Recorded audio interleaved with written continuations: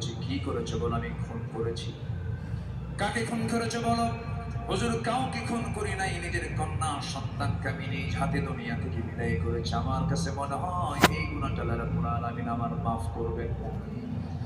নবীজির কাছে মনে হয়ে গেল, দেখি তো কথাটা শুনি।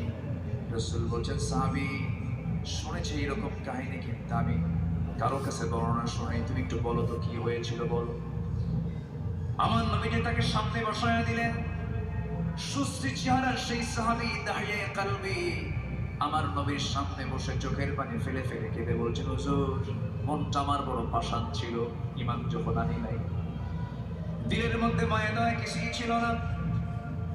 স্ত্রী গর্ভের সন্তান এলো, বউটাকে বললাম, যাও বাবার বাড়ি, সন্তান যদি ছেলে হয়, সন্তান ছেলে হলে পরে নিয়ে আসবে, মেয়ে সন্তান হলে পরে জীবন্ত পুঁতে হত্যা করবে।